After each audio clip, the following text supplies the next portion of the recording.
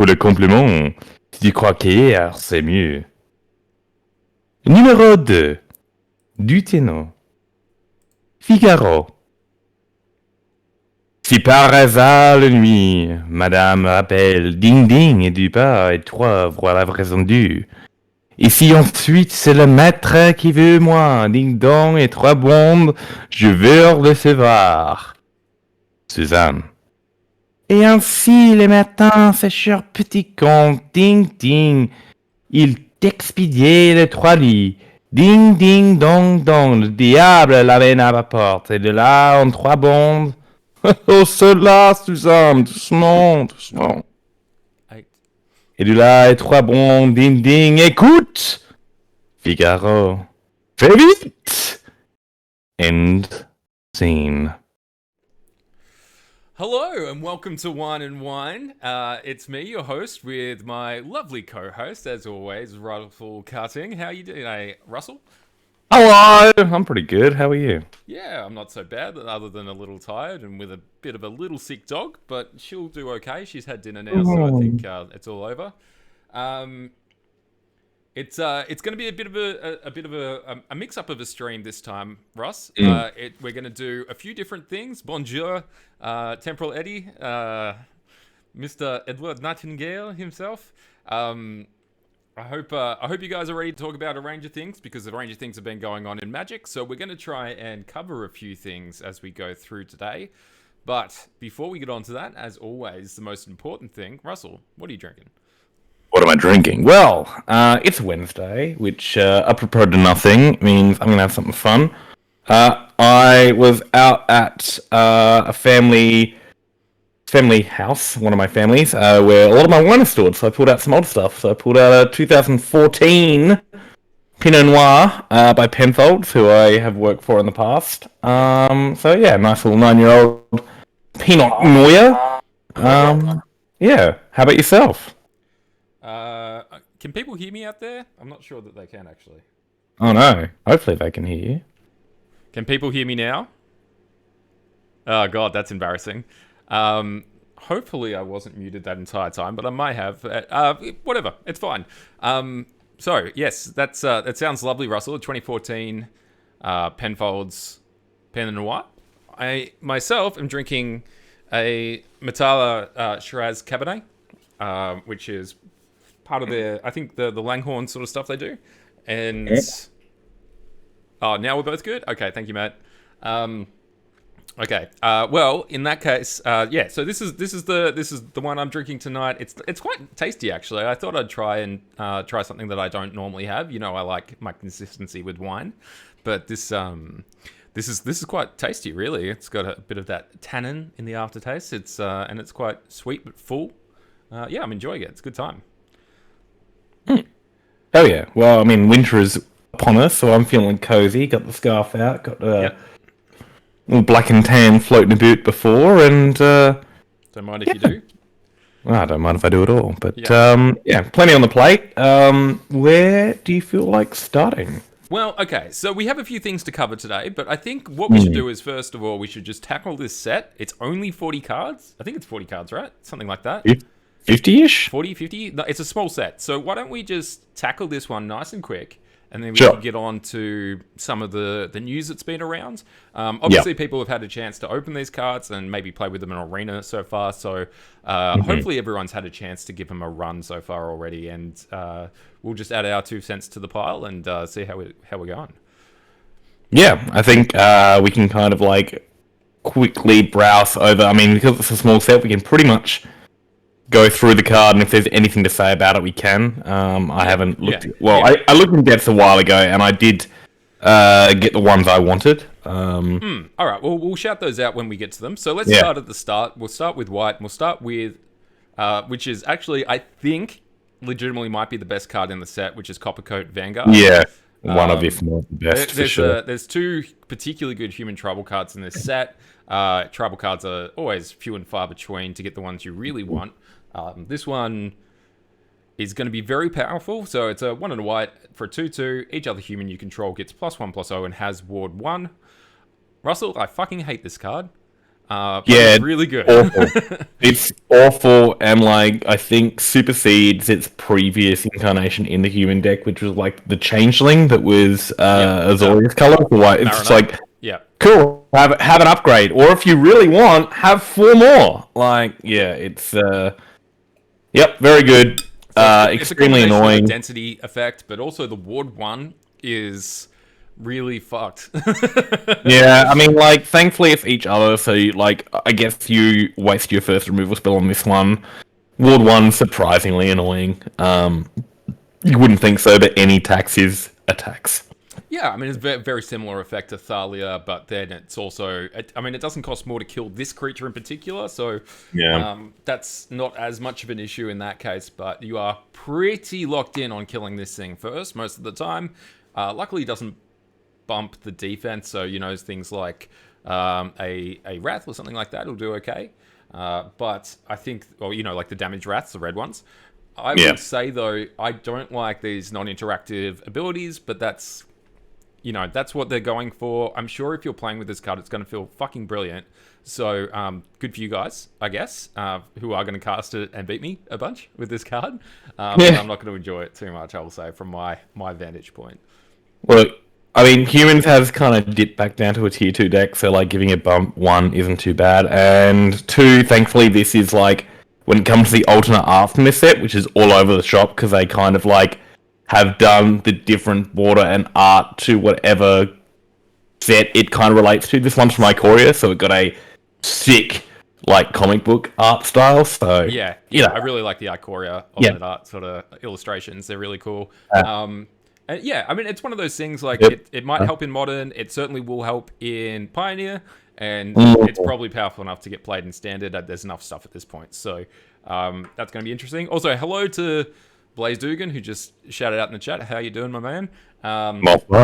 He said, hello, pappies, which I mean, I probably have the wrong accent for saying that, but, Bonsoir, mon enfant. Yeah, there we go. Damn, avec tout la cœur. Sick. Oh, yeah. Copyright Vanguard. Yes. Impactful. Extremely good. Extremely splashable. Good stats. And a random ability. Yes. Deification. We've got a weird worship for planeswalkers. So, one white type of planeswalker, yeah. A type planeswalker. 1 white. Enchantment. ETB. Choose a planeswalker type. Planeswalkers of that type have X-proof.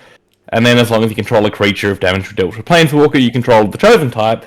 Would reduce it to 1. Instead, leave it to 1. So you can never kill the planeswalker it is worshipping. In this case, Elspeth Tyrell with a sword through a Elishnorn head.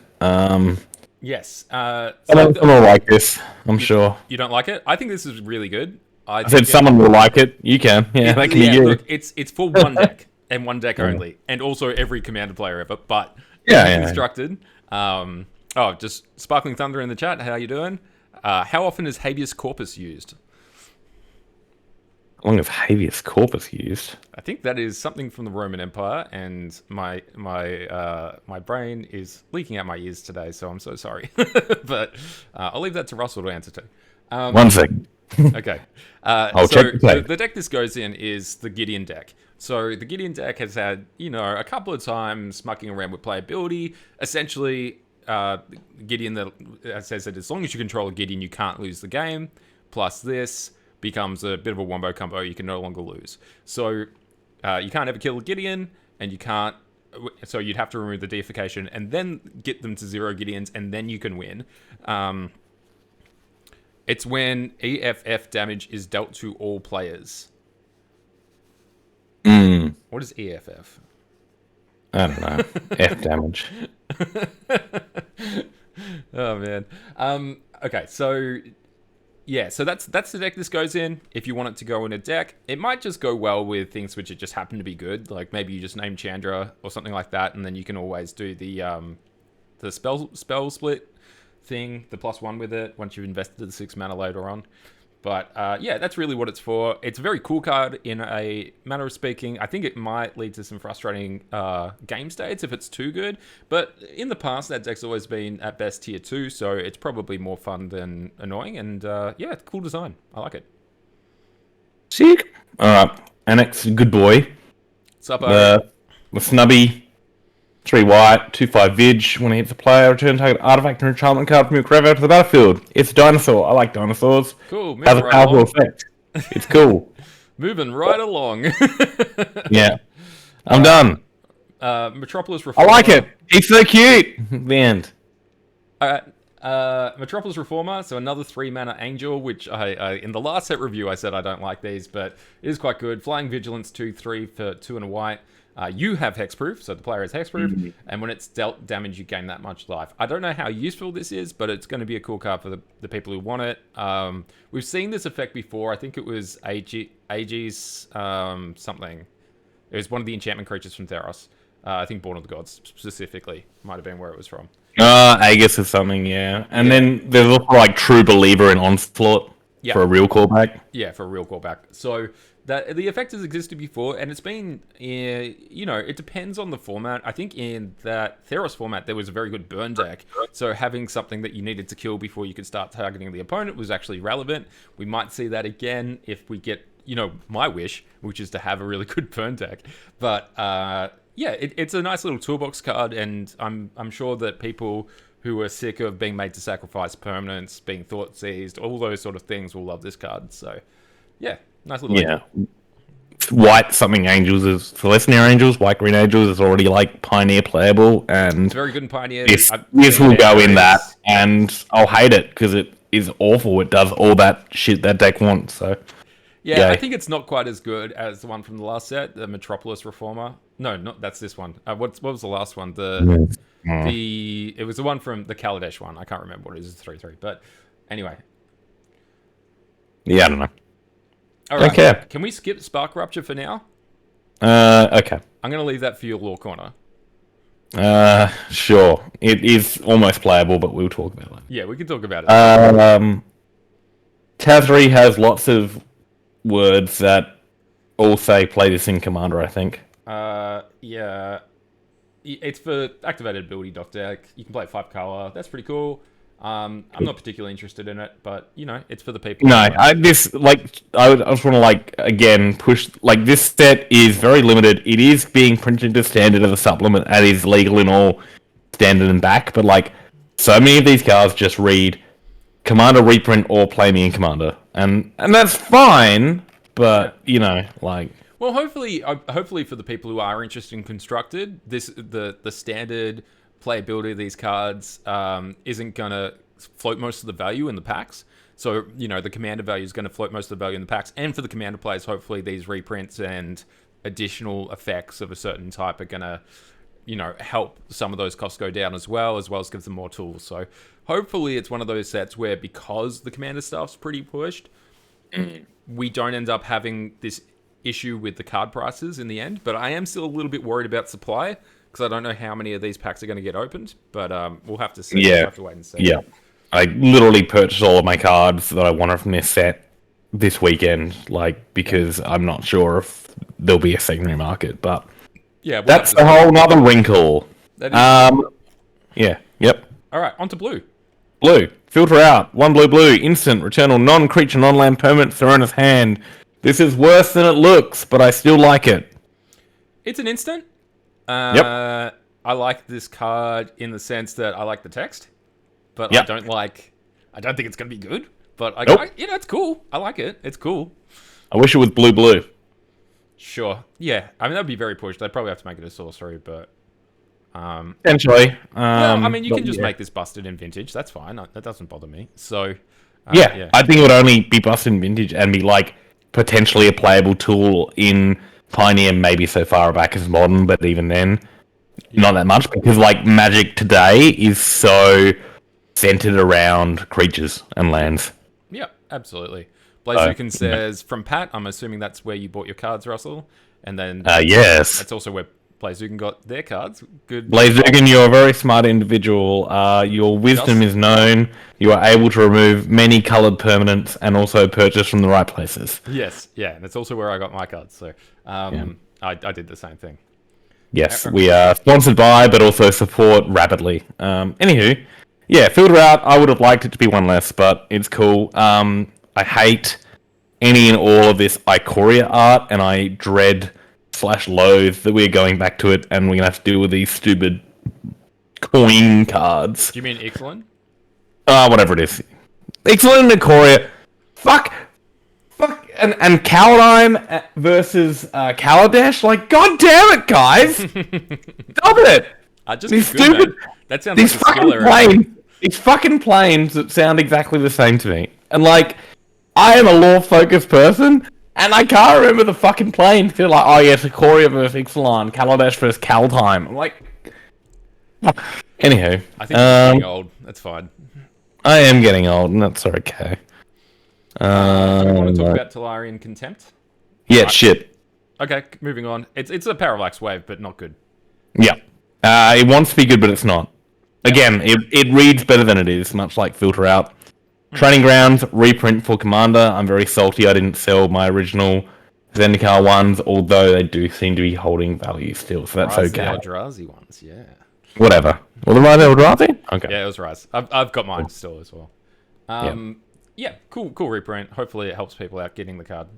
It does come with a really nice, I think it's Eldraine art, so it gets like the nice filigree. I do like that. Yeah, I like that. The Seven Drifter, 2 blue, 2/4 flyer. Look at the top card of your library anytime. Love this just for the annoying bits. Beginning of each combat, you may reveal the top card of your library. If you reveal a creature card, it becomes a copy of that card until end of turn, except it is flying. This is alright. We've seen this with like Body Snatcher type stuff, or just, Vesuvian Doppelganger, blah blah blah. The fact that it's splashable, the fact that it has a decent toughness when it's not something else, and the fact that it retains and gains flying is cool. Someone's going to have a lot of fun with this card, and I fully support them. I'm into... I'll be honest, I really like this card for 7-point. Because potentially, for sure. I want to live the dream of Sylvan tutoring an Emrakul to the top of my deck and attacking. Like, I just want to do it. And I think it's like... that's if you're nice. playing those cards anyway, would you mind? They're the sort of cards that go together in the deck, so... this kind of fits just under the threshold of where it needs to be. Like 3 mana is what you need to be winning the game with on turn 4. So it doesn't have Lightning Bolt, and then you would only be in the market if you were already doing all those things, but you are doing those things in some. Yeah. I mean, like my first deck was Tinker Tutor Sneak and Show, which was like blue-red Tinker, but also like Sneak Attack and Show and Tell with like Emrakuls and stuff, and like Blightsteel Colossus. You just turn this into a flying Blightsteel Colossus and kill them. Done. Yeah. Getting it on top of your deck is a thing, but like that's... Well, you got Brainstorm, you got Jace, you got this, that, and the other. Well, I think because some of those cards have been depointed, some of the tutor effects, the green ones particularly, have been heavily depointed in 7-point, it sort of makes it a little bit more viable than just throwing random into it. So, if you happen to be playing blue, green, X, whatever deck, you can get some value off it, fuck yeah. This card could be great. I might need to get one. Yep. Oh well. Oh, I love this. Instead of doing a top 5 in each color, we literally are doing the top 5 because there's only 5 of each color, if that. Like there's 4 to 5. Well, there's like 2 blue cards. Like it's like cool. All right, black. Ayara's Oathsworn, which is one human knight, 2/2 menace. When it deals combat damage to the player, if it has fewer than 4 +1/+1 counters on it, put a +1/+1 counter on it. Then if it has exactly 4 counters on it, search your library for a card, put it into your hand, then shuffle. Cool. Not ever going to be relevant. They'll be dead. Yes, I don't really understand all the text on this. Hopefully it's fluffy or whatever, and maybe it's more a commander sort of extra line of text. Like you do 2, then 3, then 4, then 5, then 6. Like they're on fuck all. This is to me, there's too many words on this card. However, I do like it. I think it's a good card. I just don't think it needs all that text. And but I guess the thing is, right, like it will kill them by itself, and it's a good 2-drop. But like if they're preventing you from killing them, i.e. gaining life or whatever, then it will find a thing that will then like actually close the door. So weird card. It is a weird card, but it's a knight as well, which is We relevant. are, It's a yeah, human, that's what which I'm is saying. relevant. It's a good seed for Eldraine. So We got a bunch of knights in the last set, so we'll just have to see how we oh go yeah, with that yeah. We card. might end up with Esper Knights because we were blue white. So Yeah, yeah, cool. Um, all good with that one. yeah. I'm good. Cool. Lot out. We got 2 and black. Instant. Instant, you say? Target opponent exiles a creature or planeswalker they control with greatest mana value among creatures or planeswalkers they control. I think this is a card that should just exist evergreen in standard. It's immediately better than Soul Shatter, right? Quite possibly. Soul Shatter is the same effect, but I think they sacrifice the permanent. So yes. So it is better and also not it's also rare. uncommon instead of a rare, which I like to see. It's effective. Yeah. It's a marginal removal spell, but like you'd want 1 or 2 in hand to put in your black decks if you're that kind of mage. I would like this to be evergreen. This is good for me. Yeah, I think it's a good effect. It's not. Yeah. It's not too cheap. It's not too Kind of expensive. it's probably and good. it's a good actually. power outlet for stuff like Tyrannix Rex and stuff like that become hard to target. So I'm into it. I like the card. Yep. Next up is yours. This guy's cool. I like him. Alright, just before that, Ari, always love Knights. Yeah, sick. They're a good tribe. They're a little undersupported, but hopefully we're going to get there. Hi, Shane, how you doing? And then Eddie, interesting that it combines target player and exiles. Nice point of differentiation. I agree. I think that's cool. They're doing a little bit more in that area, and I like that. Well, target opponent, so you can't get done by Imp's Mischief. True. But you also can get done by Salvation and stuff like that to give you hexproof. So there is counterplay to this, but that's, it's all marginal stuff. All right, Death Rattle Oni. I don't think this card's good, but it is a 7 mana 5/4 flash, and it costs 2 less for each creature that died this turn. When it enters the battlefield, destroy all other creatures that were dealt damage this turn. So this is a good trade into their board sort of effect. I don't particularly think that these cards that have a cost reduction effect on creatures dying tend to be very good, but your mileage may vary there, Russell. I think it's more interesting than it looks because, they can attack into you, and then if you chump, then you play this and blow up all their board. Which can be quite good if you're dealing with shit like Rakdos Sack and you've got a bunch of 1/1 caps that block 4/4s, and then this just comes down and eats everything. So, and it can get cheap pretty quick. I don't know. I think it's a role player within a very specific archetype. I will never play this card, but somebody will. I'm glad that it's a weird one. It's a good card for this set because I think it should be an uncommon in terms of acquisition. But if it were an uncommon in a proper draft format, it'd be fucking horrendous to deal with all the time. So it's a good spot to print it.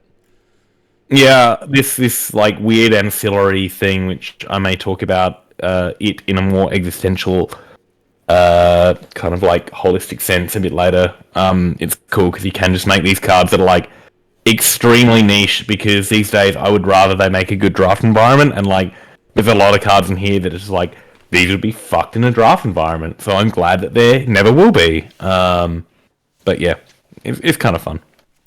Yeah, absolutely. Alright. Okay, your next one. This one's probably the other really real card in this set. Again, an uncommon lord.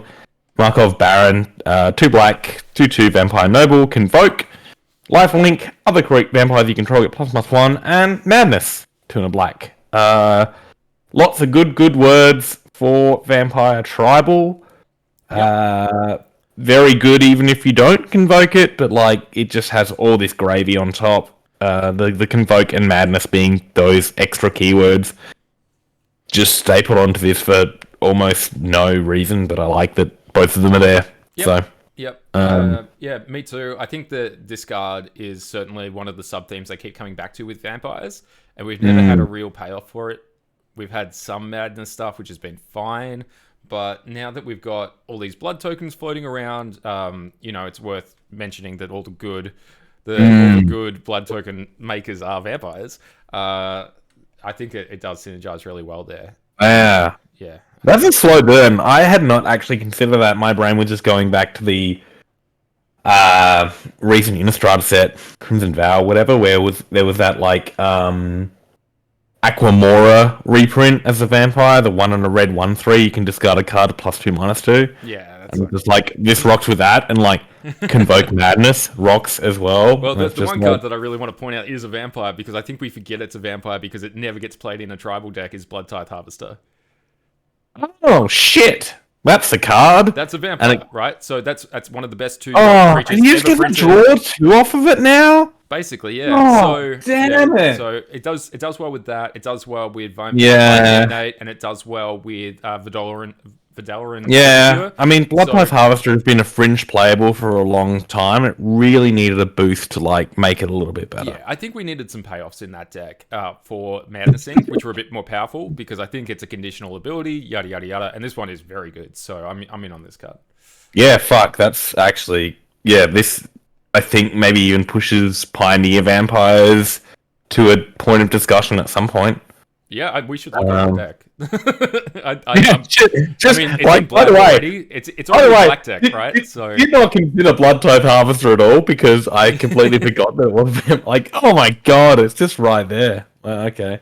I've left this next one for you because Thank you. My sweet baby boys, the Urborg Scavengers. I love this card, so I would like it's to send it us. to you. Look at us. Look how cute we are. Look at us. I got the head. Hey. Yeah. So it's 2 and a black for a 2/2 spirit creature, and its first ability: when it enters the battlefield or attacks, exile target card from a graveyard.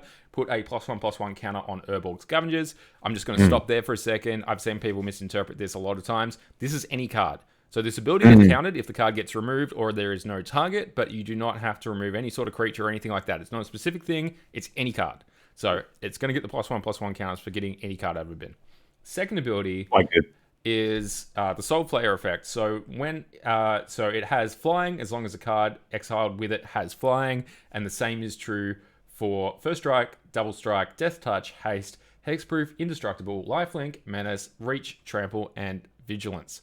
So essentially, you can put all the keywords on it, but only one at a time. Or, well, it depends. You could just get rid of a card that has all those abilities and gets all the abilities the card you got rid of had. Like the Balta. Like Atraxa. Like... Yeah, Atraxa or the Palter are the good ones. Yeah. Well, yeah, because, I really like this card, mostly because it's any graveyard. There's a lot of reanimated decks in Standard right now that are trying to reanimate Atraxa. You just get to nab an Atraxa, and then suddenly this thing enters battlefield as a 3/3 flying, lifelink, death touch, vigilance, and then attacks again and turns into a 4/4 on damage. So I'm into that. I think the card's pretty good. It's obviously competing with Graveyard Trespasser, but I think the upside here is very real.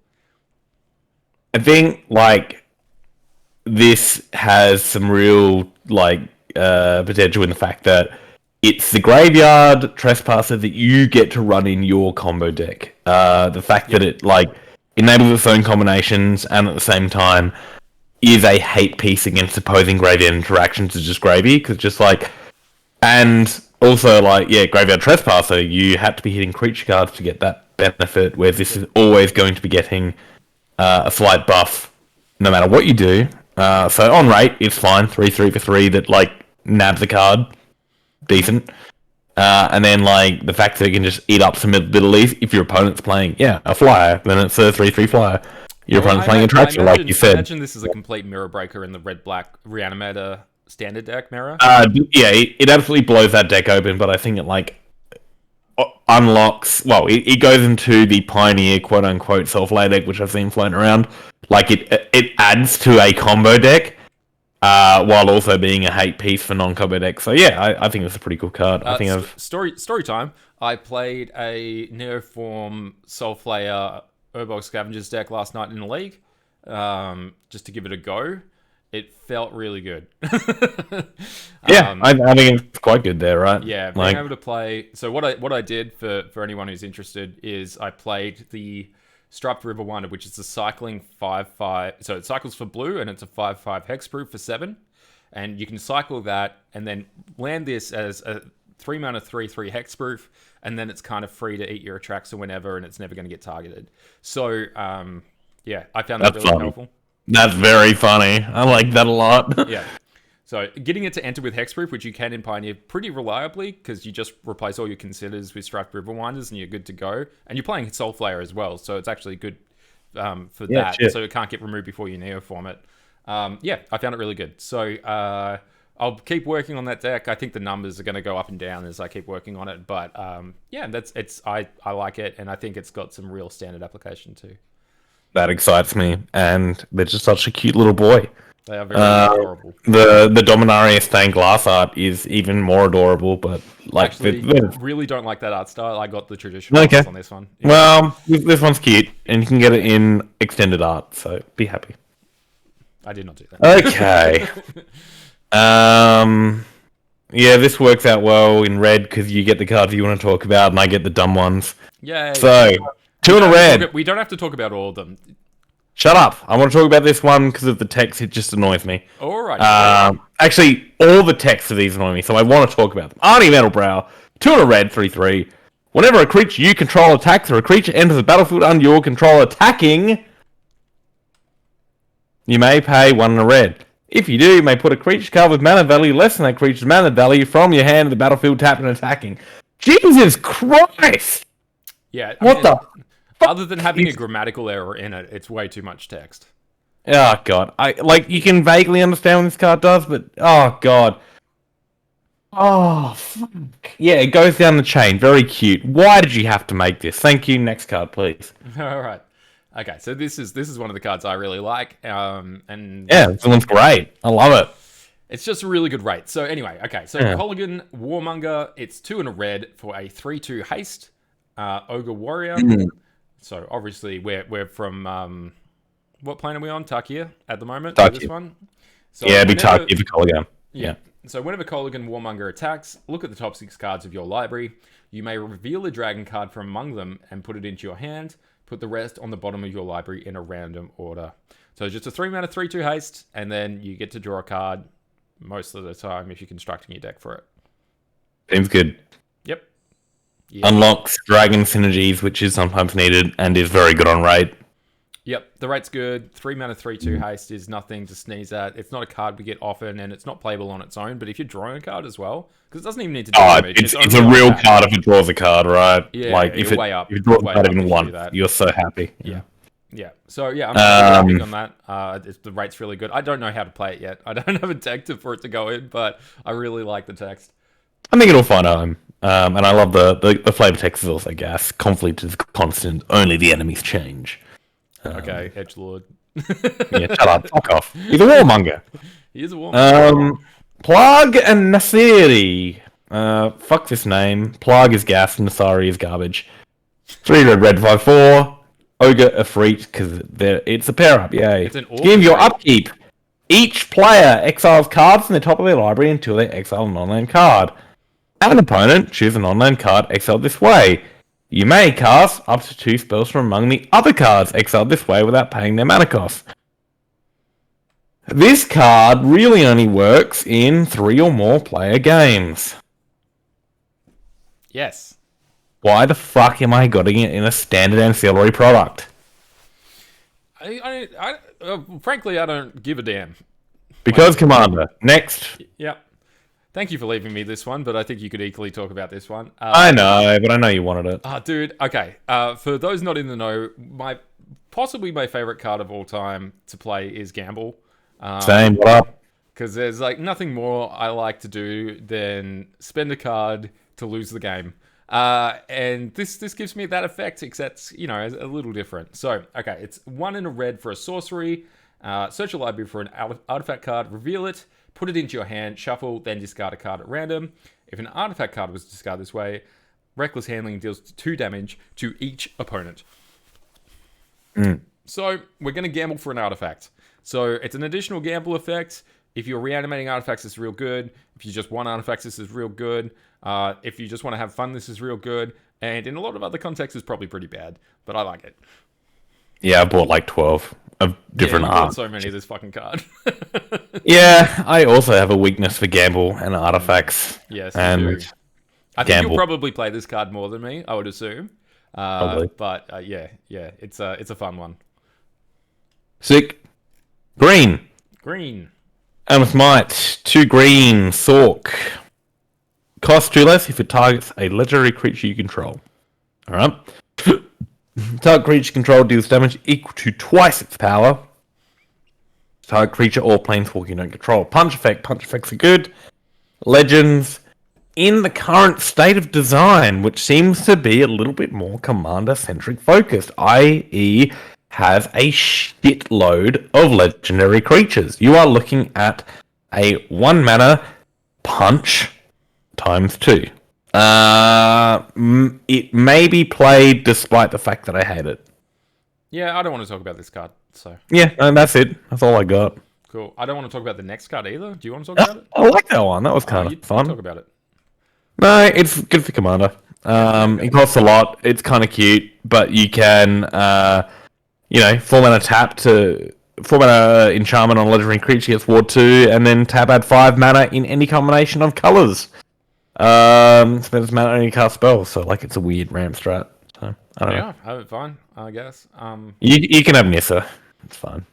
Well, I don't really care. Okay, so Nissa, Resurgent Animus, 2 and a green. For legendary creature Elf Scout landfall, whenever land enters the battlefield under your control, will add 1 mana of any color. So that's a Lotus Cobra, essentially, starting off there. And then, by the way, there's a lot more text left. This is the second time this ability has resolved this turn, reveal cards from the top of your library until you reveal an elf or an elemental card. Put that card into your hand, and the rest of the bottom of your library in a random order. Card's good. It's already getting played in Modern. There's a deck that's playing 3. It's just an Elementals deck. It plays 3. You're playing fetch lands. You just go get more Elementals that you have more Elementals to pitch to and Omnaths and shit like that. And yeah, it's good. Card's good. Card's good. Yeah. Might see... Probably not Legacy, but maybe some 7-point and stuff play for like an Elf deck.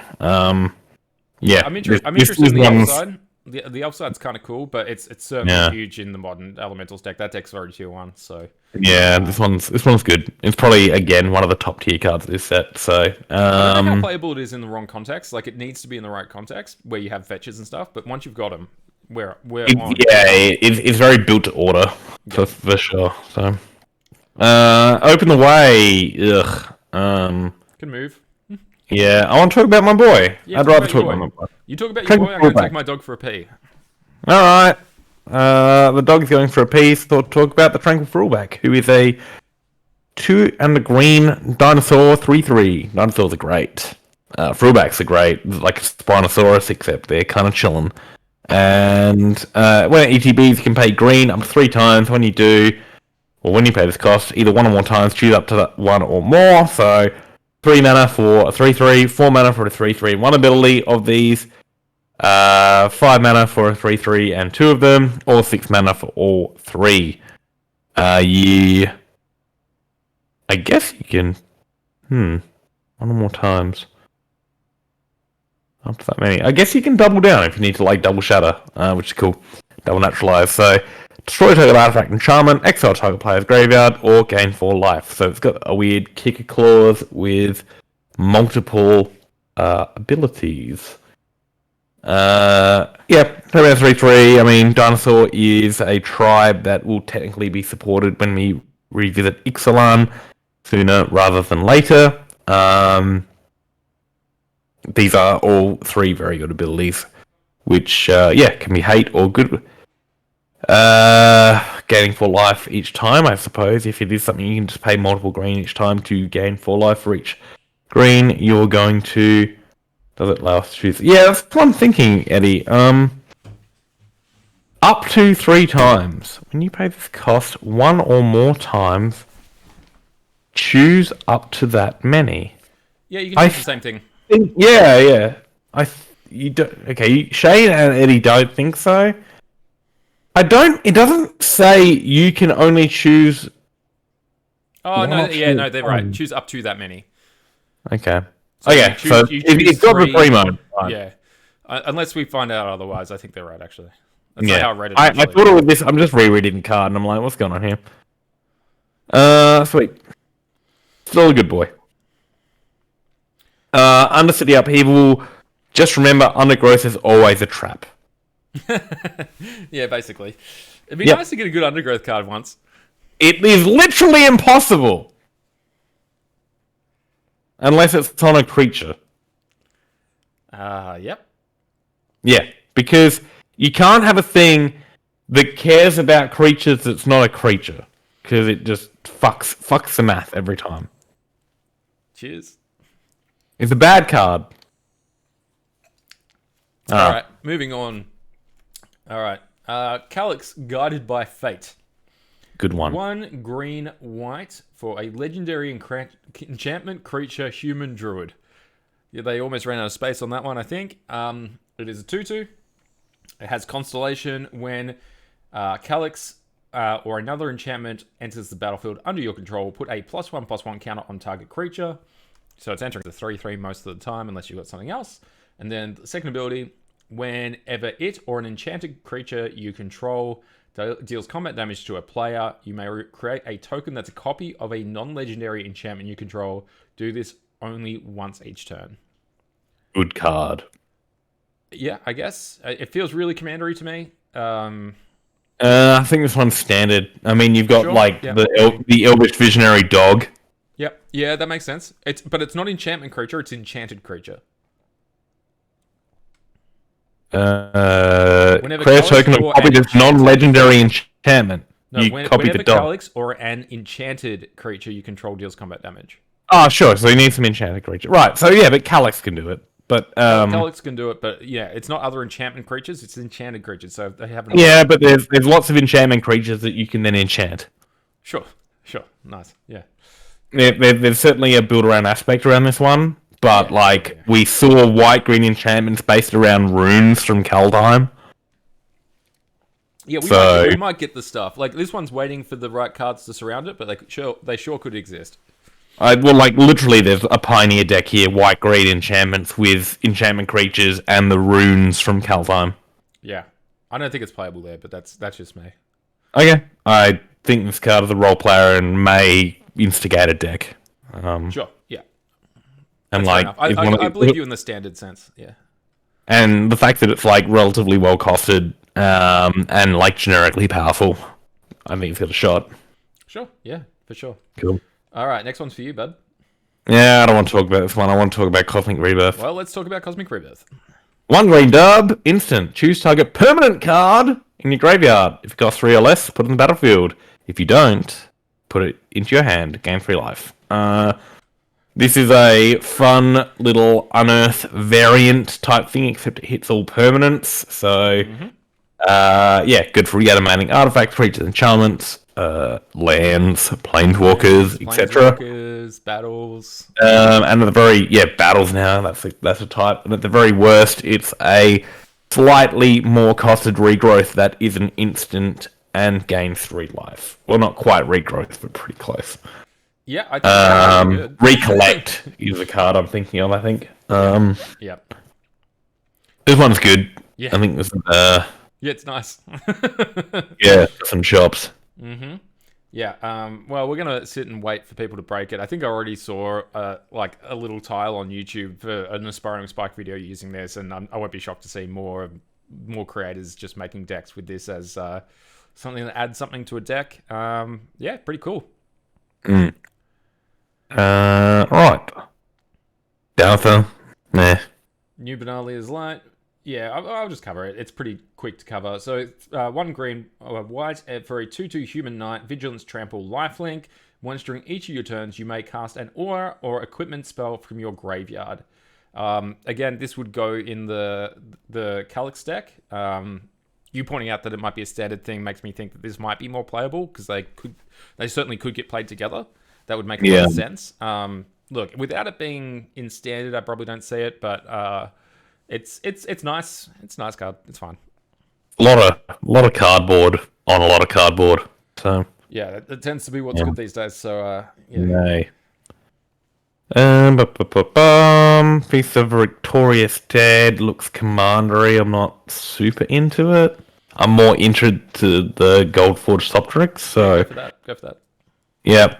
That's a dinosaur, which I like. So, white, blue, 1/3, flying lifelink, artifact creature, dinosaur thopter. Each legendary permanent you control has Ward 2. There is already a Esper Legends deck in Standard. Wouldn't be surprised to see this come into there, particularly because I think they're a bit thin on 2s at the moment. So, Yeah, Rona's somewhat fixed it, but I think you can always use more 2-drops in a creature deck, right? yeah, I think in some builds this is going to do it, and like it just has a lot of text for very little mana, and like each of your legends getting Ward 2 is real bad, so like real good in your sense, real bad for your opponent. So this is going to eat a removal spell, and that's what you want out of your 2-drops in that deck. So Yeah. it obviously like hurts because of the Plaza Heroes it not being a legend, but like I see it at least maybe I think sideboard you in play, that like- deck, maybe creeping in the main. So I think you play like 26 or 27 lands in that deck. You can cast this. It's fine. Like, yeah,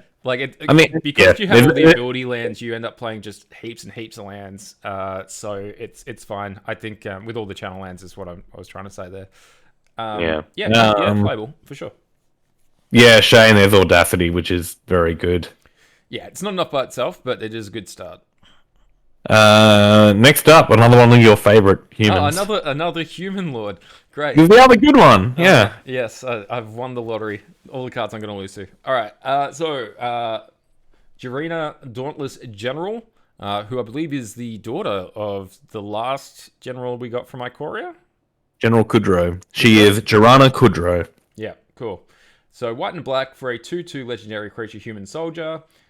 When it enters the battlefield, exile target player's graveyard. So not one card, the whole graveyard, which is already a decent hate piece. And then it has sacrifice it. Humans you control gain hexproof and indestructible until end of turn, which is very powerful. Sideboard for humans. Very good. Yeah, this she fucks. It's like there have existed good graveyard hate in human decks. This is probably the best one, I think. Yeah, it's really good. I mean, this is such a good piece of a graveyard hate. You don't need to be humans to play this in your sideboard or whatever. Yeah, but it's particularly good in like a human tribal deck that hates graveyards, and then it also kind of works in control decks. But like, don't get me wrong. yeah. Like beats up on Wrath of Gods and whatever. So yes, yeah, beats up on decks that are getting if you're getting graveyard comboed or you're getting controlled out of the game. It's good against both things. And I'll just level with everyone. I'd rather be on the other side of that matchup most of the time, and this guy's going to ruin my day. But, you know, she's cool. I think the card's cool. I like the art a lot. I liked her story as well in March of the Machine. Yeah. I like her color scheme. Yeah, true. White bronze and like a fluorescent green is sick. Yeah. She's pretty cool. Yeah.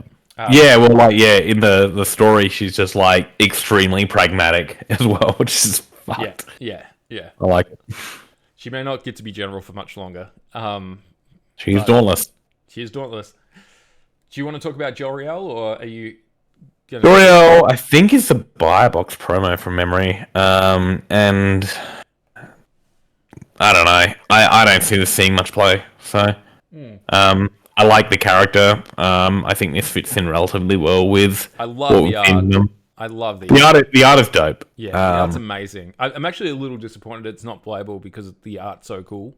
But yeah, it's what it is. Yeah.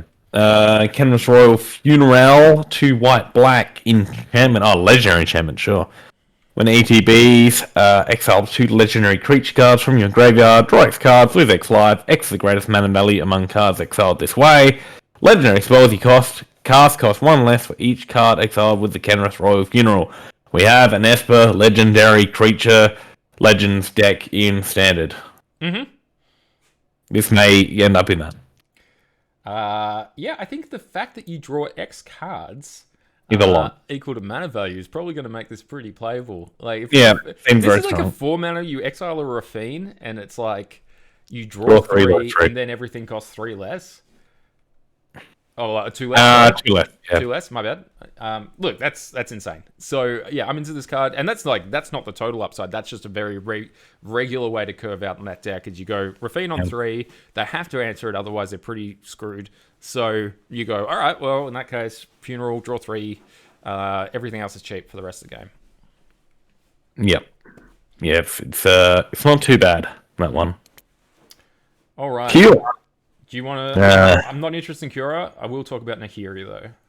yeah, go straight to Nahiri. Okay, so Nahiri, 6 mana, so 4 red, white for a 5/4 core artificer legendary creature. The real thing here is that it has affinity for equipment, so this can be a lot cheaper than a 6 mana 5/4. Whenever an equipped creature you control attacks, exile the top card of your library. You may play that card this turn. You may cast equipment spells this way without paying their mana costs. So I don't think this goes in many decks, but there was this is a little while ago in Modern, but there was a Cheerios deck. And for those who don't know what a Cheerios deck is, it plays all the 2 mana creatures that whenever you cast an equipment spell, you draw a card, and then the reason it gets named Cheerios, it plays a bunch of 0 mana equipments. So you can spam out all these equipments into the battlefield. You play this somewhere in your deck, and you're getting a very cheap Nahiri out of it. I don't know how many you'd even want to play in that deck, but it does synergize in that deck pretty well. So, just so it's mentioned, thought I'd bring that one up. God's trash. They can't make a good equipment to save their life. They're having a lot of trouble coming up with good equipment synergy. Every time they're like, look at this red-white equipment deck. It's like, you're trying to make me go wide, but then also your payoffs are not trying to make me go wide. Yeah. What the fuck are you doing? At Stoneforge Mystic, Sigarda's Aid, end of the list. Pure Steel Paladin and SRAM are like alright, but it's not really a thing. Candles, it's trash. It's trash candles. Eddie, I think it's a bit icky that it makes an equipment but then doesn't equip the attacking creature. Very true. And then Candles, hey, how you doing? And you're all right about that. Here is Resolve. 3 red, white, Enchantamento. Creature control, get +1/+0 and have haste. Okay? Give me your ink step. Exile any number of target non-token creatures or artifacts for you control. Return to the battlefield under owner's control at the beginning of your next upkeep. Better than it looks, worse than it looks. I think it's better than it looks. I think I like this card a lot. Yeah, it's got Yorion vibes. You don't get those creatures to block that Yorion gets here, but it is a repeatable effect, and it gets around those Ratho gods. Yeah, and it's pretty similar to something. It's not the same effect, but it fits into the curve in a similar way to the Paradox Engine does. And Paradox Engine has turned out to be a lot more playable than I thought it was during its time in Standard. So I'm for this card. I think the fact that it gives you the haste and gives you the +1/+0 is pretty relevant to this being a playable card. Yeah. Look, it depends how grindy the Standard is, but it has been pretty grindy. So I can see it. I can see it for sure. Cool. Narset, all yours. All right, Narset, the standard Sam trap card. Enlightened Exile. It is a 1 blue, red, white. So 1 in Jeskai for a legendary creature, Human Monk, which is a 3/4. First line of text is creatures you control have prowess. Yes, this includes Nahiri. Narset. Sorry. Oh, man, I'm doing the thing now where I'm mixing up the names. Okay, whenever it attacks, exile target non-creature, non-land card with mana value less than Narset's power from a graveyard, not your graveyard, and copy it. You may cast the copy without paying its mana cost. Theoretically, you can start casting tokens of Planeswalkers this way, or artifacts, or whatever the hell. So it's a really open-ended effect. It's really powerful. It's really clunky. So I like it in a manner of speaking, in that I like everything going on here. I don't know if I can say it. Wants to be played. Probably won't be played. Everyone wants to play.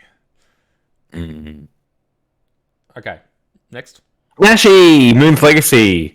Black, green, blue, 3/4, mana sword 1. These stats look kind of familiar. When it attacks, exile up to 1 target legendary or rat, or both, card from your graveyard and copy it. Note, you may cast the copy, aka still pay the cost. Very important to note, considering this comes just after Narset. With Narset, cast the copy without paying its mana cost. Nashi, you do have to pay the cost. Mm-hmm. That said, 3 mana 3/4, mana sword 1. Pretty decent body.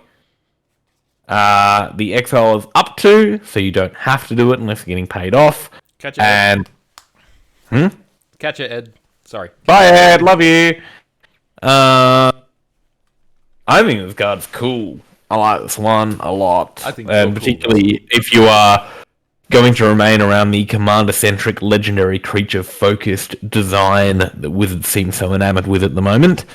I think that there is going to be a time and a place where this is maybe not a linchpin or cornerstone, but at least a very heavy support player, and like at best, it may be its own deck. Sure. I don't feel quite that strongly about it, but I do feel strongly that it's a good card. Yeah. It's, the text is great. 3 mana, 3/4. Menace Ward 1 is like good text for something that wants to stay in play. So yeah, it's pretty similar to Rafine in the Ward 1 is actually pretty meaningful if you get it out on curve. Now, obviously, it gets more powerful the longer the game goes on, but that's fine. Like, you can draw it late, cast something immediately. You can draw it early, and it's hard to remove. So yeah, I'm in. The card's good. Yeah, I think because it has that like both early and late game utility and threat potential. Yeah, I don't know. It probably will be that one where it looks sick on paper on release and then just never sees any play, and you're like, what the fuck happened? Yeah. But yeah, this is either like the biggest trap of the set or a pretty solid card. So we'll see. Yeah. All right. Well, I don't want to talk about the Pizza Niv Mizzet, but Okay. or Obnixilis. You don't want to talk about Obnixilis. I don't. I will. I'll read the card and you can talk about it. Okay. So Okay, it is I'll be brief. Obnixilis Captive Kingpin. You know, how many times do you need to lose your spark, really? Anyway, What? two black red for a 4/3 flying trample. Whenever one or more opponents each lose exactly 1 life, put a +1/+1 counter on Obnixilis Captive Kingpin. Exile the top card of your library until your next end step. You may play that card. So meaningfully, if you get them to do it in their turn, you get until your next end step. So it's not until end of turn. Slightly more generous than that, but not as generous as some of the other exile effects we've seen. Russell, your thoughts? Cat Oven deck players rejoice. People refusing to play green in their Cat Oven decks to play Corvold, the Fey Curse King, rejoice. This is, I think, in most situations, slightly better than Corvold, and that had some significant impact upon the formats where it touched. It's not as good as Corvold. Let me just tell you right now. It is 1 mana cheaper than Corvold. It is, yes, it is similar to Corvold. It is similar to Corvold, and in some aspects, I think better because it is 1 mana cheaper. That's fair. That's fair. I think because if you look at something in Pioneer, so you've got a black-red sacrifice deck or whatever, normally quite a dog to something like Lotus Field. This is coming down a turn earlier and potentially killing them on that turn. So, yeah, this will see some players a 2-of in very certain archetypes at very certain times. Yeah, the thing that I like about the sequencing that you can do with this card as well is that you can Cat Oven on your own end step and then Cat Oven in their turn if you can get 2 going. So you get to see 2 cards with it, put 2 counters on. You get the counter immediately. It's a thing. I look, as I said, I'm not in love with it, but like, I think I agree that it's playable. I didn't play a lot with Corvold, but I like watched a lot of games with Corvold, and you never got to use all the fucking cards you drew anyway. I played a heap of Pro Tour testing for that standard when Isaac was on the PT. That card is incredible. I don't think anything's close to it, but sure. That's 1 mana cheaper and 1 color cheaper is that may be my bias. The color's very meaningful here. Yeah, for sure. I think the color and the cost 1 cheaper, significantly worse than Corvold, significantly cheaper than Corvold. Okay, yeah, I think for the black-red deck particularly, I can see this. For the Bolas Citadel Corvold deck, I'm less keen, but we'll see. I mean, you only said like a 2-of, and I think you're actually right if that's the amount of cards we're expecting to play this. So, yeah, good point. I'm very smart. Yes, you are. Thank you.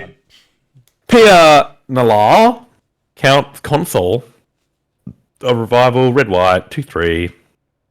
Legendary creature, human artificer, Thopter, you control of haste whenever you play a land from exile or cast a spell from exile. Make a 1/1 colorless Thopter artifact creature token with flying. Yeah, I mean, like Lorehold has this whole thing about playing things in exile.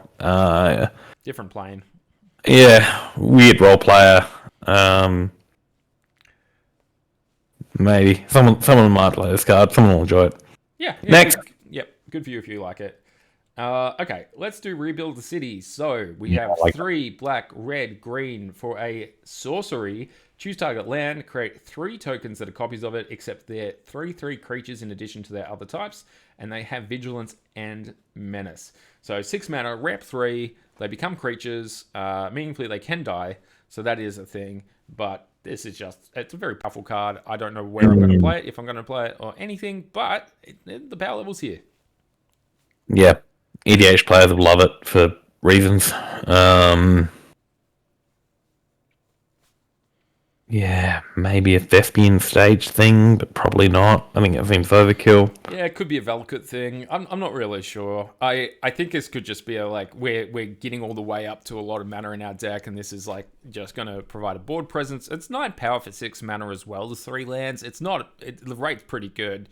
I don't know where I would play it, but yeah, it's fine. Yep.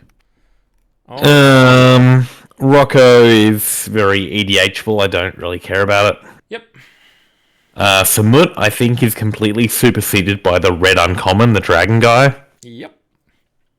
Sarkhan, Solar Flame has some weird dragon chops. So, like, if we are to see a dragon deck, I think it may involve Sarkhan, Solar Flame, and the dragon guy we talked about before. Yeah, I think we can do Sarkin if you don't mind. I'm Sure. doing it. No, I don't mind. I'm just kind of like pushing through a bit. If you think it's worth talking, we can. Yeah, so Sarkin Soul Flame, 1 blue-red for a 2/4. Human Shaman Legend. Dragon spells you cast cost 1 less to cast, which is good. So it's a discount, it's a ramp piece. And then whenever a dragon enters the battlefield under your control, you may have Sarkin Solar Flame become a copy of it until the end of turn, except its name is Sarkin, and it's a legendary in addition to its other types. So essentially, you can go this guy on 3, you can go Glory Bringer on 4, attack with 2 Glory Bringers, that sort of thing is sort of where this card sort of finds its peak. I think any sort of Eldrazi mimic sort of effect is fine, but like 3 mana is a lot, but you do get the discount as well. So I can see it. I can see it.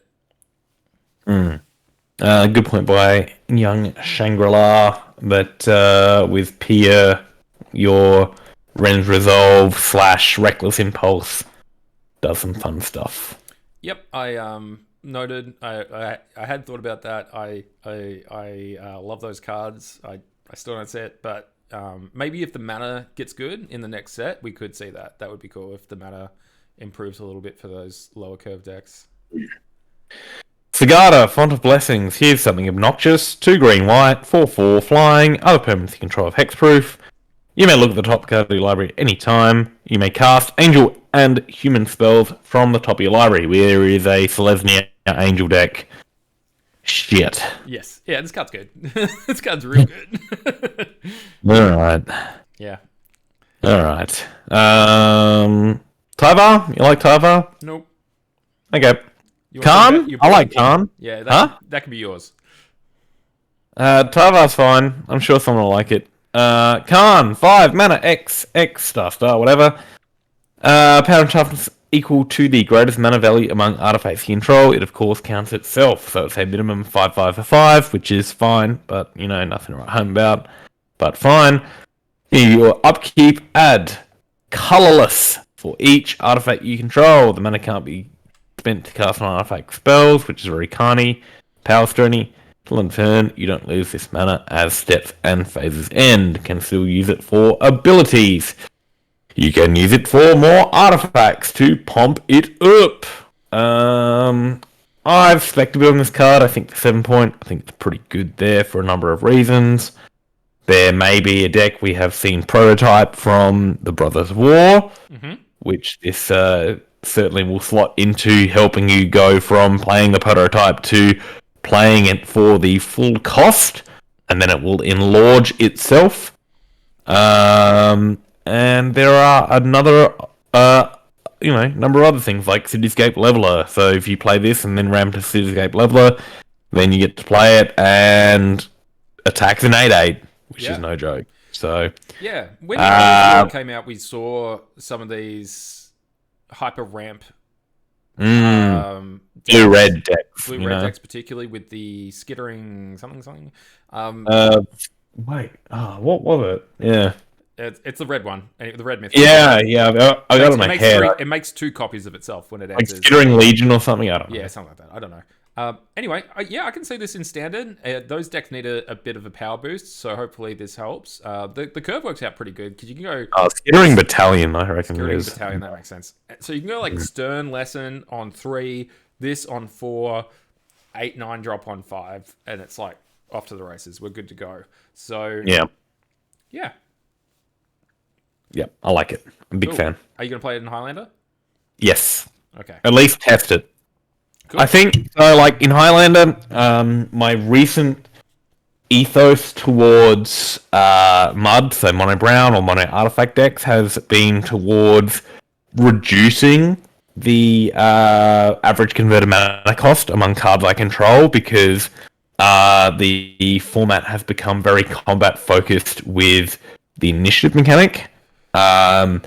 However, with this lending itself as a secondary Tolarian Academy metalworker-esque thing, which you can, presumably cheat out, hopefully by about like turn 2 or 3, to then bridge you. Your bridge is much shorter, so then you can potentially like start running back these big heavy hitters, which I have been eschewing in recent configurations. So I think this may shift the dynamic back to being more of a hybrid aggro ramp deck, whereas before I was focusing on a aggro disruption deck. So I've certainly got a few copies to fuck around with. Great. I'm glad to hear it. I'm really interested to see those deck lists and how you go with it, because you play Mud, I do not, but yeah, it seems very cool. I'd like to see it also helps with like 2 hate pieces. Like it helps against Qatari, like it nullifies Qatari, and it pushes back against energy flux as well. Cool. So. All right. So last card in the set, I'll just quickly get through it. So Draenith Ruins is a land, can tap for colorless, and you can pay 2 and tap it to put 2+1/+1 counters on target non-human creature that entered the battlefield this turn. Love this card. Huh? Love it. You love it? Cool. I didn't get any copies of it, but I could see playing it for sure. Interesting card. I'm glad it's got printed. That's it. That's all I got to say about it. I don't know where I'd play it yet. It's in my. It goes into my box for 7-Point Highlander and Mud, obviously. Yep. But I definitely see this card potentially finding a home in up to 2-color decks that don't involve humans, in as far back as Pioneer, not Modern. Do you know where this is good in Modern? In Eldrazi Tron. Oh yeah, it's certainly an Eldrazi Tron card for sure. So yeah, it may see play in Modern. Maybe one of you're playing tutors for lands anyway, so maybe you're getting like a 7/7 Reality Smasher or something like that. Seems pretty big. Yeah, don't mind that. Oh, cool. Right. Okay. That was a set review. We that did was a everything. set review. Thanks for hanging out. We're gonna do some more stuff now. Russell, we did miss a card in this set review. Do you want to talk about the lore of this set? The Sparky thing? Yeah. Yeah, so... Hang on. Let me play your thing. Oh. And now it's time to sit back. Hey, look, there's glasses and everything. Enjoy Russell's Lore Corner. God. Yay. You played the thing? Yeah, it's done. It's been played. Was it cute? I hope everyone enjoyed that. Yeah. All 10 of you bastards. Yep. So, lore-wise, we have Spark Rupture, which is the white card we issued. 2 and a white enchantment. ETBs draw a card. It plays itself very good, and it basically turns planeswalkers into creatures. And we have touched on a bunch of cards which were originally planeswalkers, now legendary creatures. The idea, apparently, is during the event of New Phyrexia Orbi 1 / the beginning of War of the Spark. March of the Machine. Whatever the fuck it is. I don't care anymore. Spark Rupture made my brain go to War of the Spark, which was the last cataclysmic event we had. So, March of the Machine. A bunch of planeswalkers go and invade Zendikar with a Silex that was created by Saheeli to blow up that shit. They get down to the bottom, realize the world tree is connected to a bunch of worlds, and if they blew up the Silex there, they may blow up a bunch of worlds. Jace decides to go with it anyway because he's gone a bit cray-cray, but Elspeth stabs him in the chest, grabs the Silex, planeswalks to the Blind Eternities where the Silex goes off. Kills Elspeth, and then she comes back and becomes an angel and all that bullshit, but apparently blowing up a big old thermonuclear bomb in the middle of the Blind Eternities had a rippling effect, which has caused some, but not all, and it appears to be randomly determined, Planeswalkers' sparks to stop working. So a bunch of the Planeswalkers that exist no longer are Planeswalkers, for whatever reason, some still are, and also for whatever reason, which is shown in a green card, open the way, due to the effects of the previous invasion tree, popping its branches everywhere. There exists these kind of like temporal portals or omen paths, which were originally only in Kaldheim, but are now multiversally occurring to open up and allow for interplanar travel. So planar portals are back, but Yes. a bunch of planeswalkers are just big dumb dummies now. Yes. Hey Zugan, you're welcome. Welcome to my lore corner. I know too much magic lore. I can't remember people's names, but I can tell you lore. It's beautiful. Beautiful stuff. Okay, I have a... Let's start... Do you want me to start with the good thing or the bad thing? Whatever, man. Fuck it. Fine. Okay, I'm going to start with the good thing. I think having the planar portals open and stuff like that, and the ability for, hijinks to ensue is great for the story. I think that's really awesome. I think the bad thing is that I think this set did a terrible job of selling the lore when the whole point of the set was that it was the aftermath and it just never really explained what happened. So We got two stories. We got two stories, one of which sort of explains it, and maybe we'll get further explanations later on. I don't know. I thought the whole point of having an aftermath set, particularly after a set which had almost the best lore inclusion I've ever seen in a Magic set. Like, the story is so inherently linked in March of the Machine and so well sold through the cardboard that I'm like, I gave him props for that. I thought that was an amazing job. However, this time, it's the absolute opposite. And I know it's a small set, but there's no story spotlight cards, there's no explanation, and there's no bigger story to tell us what actually happened yet. So, hey, we might get it later, but big slops for them because they nailed it in the last set and they totally failed on the same metric in this set. Yeah, and I don't even know if Tybalt is alive, so, like, what the fuck's the point? Yeah, I mean, what's the point? Why play Magic without Tybalt in it? Come on, guys. I know, right? Like, dude, like, so they Phyrexianized Tybalt, and he had this huge fucking moment against Tyvar, and we never got a fucking Tybalt card, now he's apparently just dead? Like, fuck me. Where's my boy? And the solution to Tybalt was be braver. Yeah, it was pretty bad. Anyway, yeah, big flops for lore. We'll see if they sort it out in the next few sets, because they could, and that might Maybe. Close the loop on this, and I think that's all right. But yeah, didn't love it. It's not a good lore set, but thank you for doing a lore corner for us anyway, Russell. No, my pleasure as always. Now, allow me to tee you up to give us a overall feeling about this set and what it means as not just a Magic the Gathering set, but as a product released as a Magic the Gathering set. They are trying every little fucking sneaky bastard shithead way to release more and more and more fucking product. If this is a once in a bit thing, say if this was the core set, there's an ancillary product to the core set, probably a good idea. I think it's kind of fun. If they try to do this bullshit every fucking set, it's going to get real old real fast, and it's just like, why the fuck didn't you just make the set bigger? Why are you fucking, like, staggering these garbage things? Why are you always making it spoiler season? Kind of fun, but you can't draft it, which is a big fucking no for me, because I like drafting, and what the fuck's the point? Yes, I mean, yeah, it's good to experiment, and they've done a lot of experimentation over the last few years. My worry is that all this experimentation doesn't actually see any result in design before they've tried something else.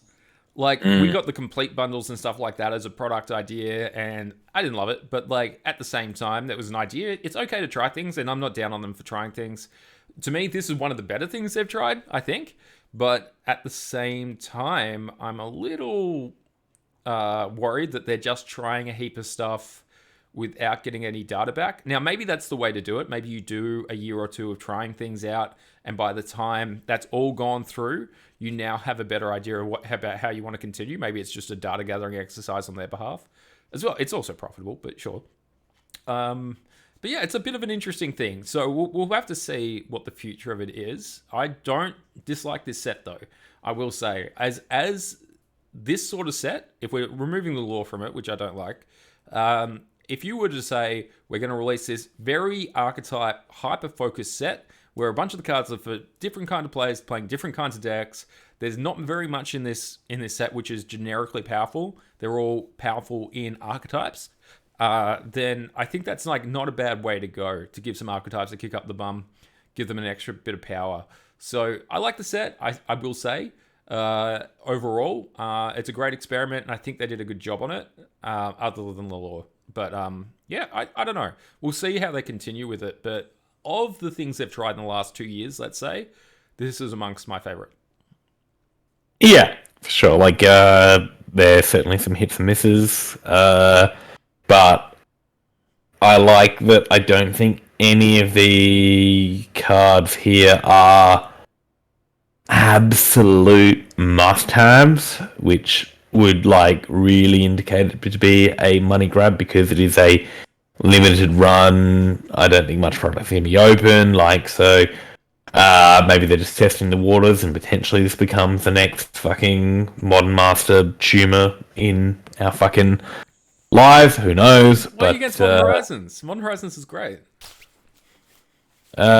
Sure. Okay. It's like the best format right now. I'm just saying. Like, sure, whatever, you know. It is. It's fantastic. Anyway, moving right along. Yeah, moving right along. Yeah, no, it's kind of cool. Speaking of, I guess standard with the next leap would just to be the. So I don't want to handle any of the Lord of the Rings sets tonight.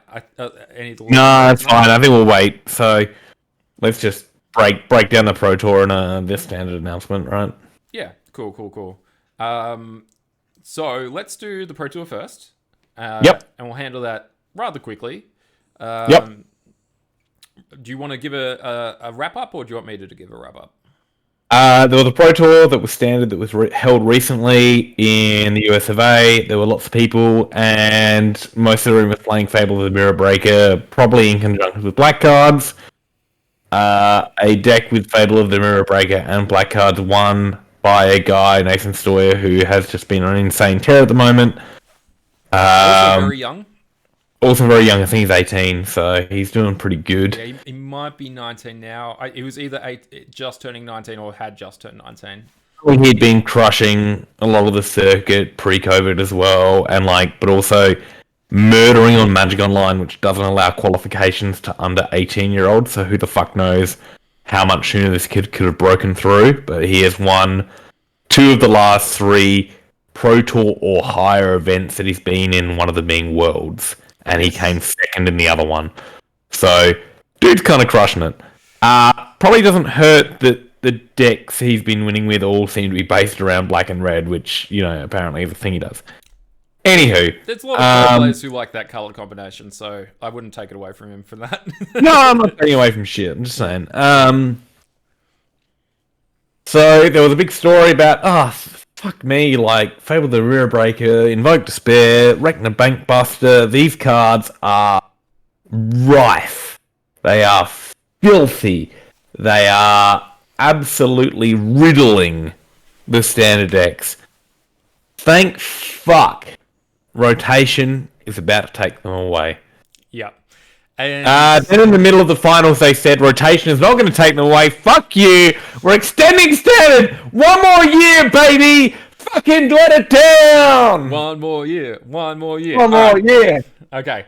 So that was a good wrap up, Russell. I will handle the standard announcement. So the standard announcement is a couple of things. So, meaningfully, the article that came out was on behalf of both Billy Jensen, lovely bloke, and Aaron Forsyth, lovely bloke as far as I know him, which isn't as much. But what they're doing is that they're adding a year to the standard legality of all cards. So, everything rotates in a 3-year cycle rather than a 2-year cycle. I imagine we're going to get we've gone from this being big standard with the most possible sets available to it being the smallest amount of sets available.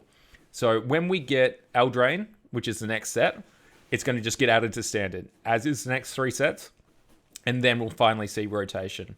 Now, before we go off on this, and I'm not going to go off on this. Before Russell goes off on this, allow me to say the one thing they said in the article that they should have made more prominent, but they did not. Which is, this is the first of a bunch of changes. They wanted to announce this now before everyone sold their cards, which I think was a smart thing to do. However, I would have much preferred a full announcement at this point. And I think they could have done a larger announcement. That wasn't their choice, and I think they just decided from a PR perspective to take all the bad news and all good news, depending on who you are. I think game stores love it, and I think a lot of standard players do not. They decided to take all that at the same time. Fair enough. People are sick of Fable of the Mirror Breaker. People are sick of Invoke Despair. Fine. They're going to be legal for longer, in theory. But this is not the final step in all these announcements, so we don't even actually know that yet. So, should I start with my prediction? Sure. My prediction is that we're going to get a suspension list. So, it's not going to be a ban list. We're going to get a suspension list before the standard set comes out, before Eldraine comes out. Well, the idea is that they're going to suspend cards from standard play, much in the same way as they used to do for Historic on Magic Arena. And among those cards will be Fable of the Mirror Breaker. Now, you'd have to trust Wizards to say that they're going to ban all the cards that we think need to go. But I think what they're going to do is that they're going to rotate out whenever they like any standard archetypes or cards that they find somewhat problematic, with the option of bringing them back into standard at any point. That's my thought. That is so fucking vile. And I don't think that's vile at all. That's more. That's absolutely more atrocious, and one of the scummiest, no, cowardly bullshit ways I can think of handling it, and that's probably what's going to happen. I don't think it's scummy. I think what it does is it allows cards that never really got their standard play, even though they were tuned for standard play, to get a chance to get it. And I think having a longer standard is going to be something that we're going to like in the end. I think we like more powerful formats. I mean, you and I definitely do. And I like the idea that, let's say, like, there's one of the big sub-themes of Kamigawa, right? Which has a lot of the problematic cards that we'd like to see go in it. But there's a lot of vehicle synergy in that set that never got played. What if that suddenly got a kick up the arse? What if this allows them to do that? Now, I don't believe that's going to happen this year.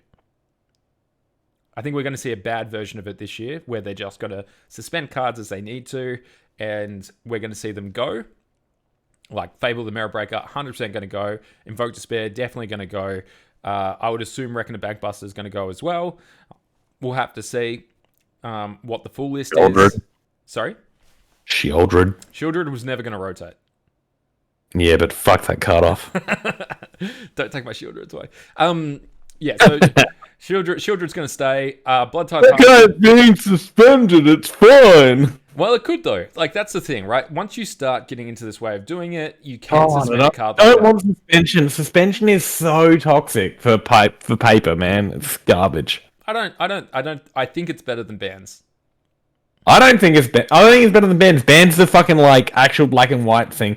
Suspension is like the poor fucks have the card taken away from them, and then they're just like sitting hoping it gets unsuspended to play it again. Sort of just like moving on with their lives. It's indefinite information. It's like anything else, though. It's like it's suspended, and you're like, that's not coming off suspension. Like, you kind of know. Blood Tithe Harvester gets suspended. Is that going to come off suspension? Maybe. Is Fable of the Mirror Breaker going to come off suspension? Hell no. That's not coming fucking off. Ban it. Bans can get reversed. Yeah, for sure, in a sense, but like, yeah, that's more bans getting reversed is more reserved for the non-rotating formats. Yeah. And I suppose suspension is just the language that you use for a rotating format where you have the ability to bring it back. So, yeah, potentially suspension is the correct language to use for a rotating format where you're like putting on ice for a while. And I think that may be a tool that they could use in the interim, hopefully while they re-fucking jig the current state of design, which they should do, but they probably won't do. If they do that, then suspension is a good thing, where you can get the rest of the format to catch up and then reintroduce the cards in a state where they can behave. Unfortunately, I don't think they're going to change the state of design because it's a big shift in direction, which I think for the health of the fucking game in the long term should happen, but I very much doubt that they will do it. Comment from Ari here. Suspension is just maintaining expectations. Yeah, that's true. And I suppose calling it suspensions rather than bans gives the mental space for them to be more liberal with it rather than hesitate.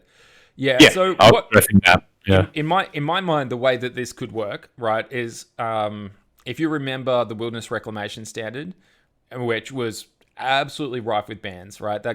We had Oko, Summervale, Fire of Invention, Wilderness Reclamation, Growth Spiral, all banned by the end. There might have been another card that I'm forgetting. Oh, Uro. Fairy? Sorry? I think Fairy got banned by the end there. Maybe? I don't remember it getting banned, but when they banned Growth Spiral and Wilderness Reclamation, I stopped playing. Yeah. Yeah, there's a lot of bans. A lot of bans came out. A lot of bans, right? So if you go, okay, we're going to ban these as they become problems, but when we get to this dead standard sort of thing where there's no major tournaments and we want it to stay fresh on Arena, we're just going to unsuspend everything. Just do your fucking worst. This is all of 3 years standard. We're going to bring Fable back off. We're going to bring... what's the card that's banned in standard? The enchantment? What? We have a card banned in standard? Yeah. The one from Eldritch Moon, the black X... thing. Meathook Massacre. Yeah, Meathook Massacre, which is currently banned in standard. That could come off instead of being on for infinite amount of time. It's like, okay, it's too powerful right now, but once we need a refresh, we can bring stuff back off. Maybe Blood Tithe Harvester is too good right now, but maybe once there's a couple more vampires, we bring that back off, but only for the vampire deck. Something like that. So I would like to see them do that and give themselves those sort of choices. I think they did a very, very good job with it in Historic before they introduced Alchemy. I don't know if that's going to be the way it's managed, but if it is managed in the same way that Historic was, that was a very good format. Before Alchemy. Just, for everyone, before Alchemy happened. It was a really good format. So I think having extra time for archetypes to work out, sure, that's fine. But I think most meaningfully, being able to suspend cards which are problematic for archetype diversity and being able to admit to your problems earlier rather than making us sit with it for 6 months, 7 months, a year is going to be a good thing. Now, they haven't announced that yet. My prediction is that they will. Yeah. I think, one of the other things was they've been extremely reticent to ban cards in Standard before because it has often been a ban an archetype or ban a deck, not a card. Whereas current state of design, if you ban Fable of the Mirror Breaker, there are 5 cards 0.05% worse than Fable that are ready to take up the mantle, and the mana is good. The skeletons of decks are good. You could ban Fable and one or two Restoration of a Ganjo or Reckon a Bankbuster or something else, and you could ban those 3 cards and you'd still have a swath of cards that fulfill the same role. It's just at the moment you have one of the biggest standards.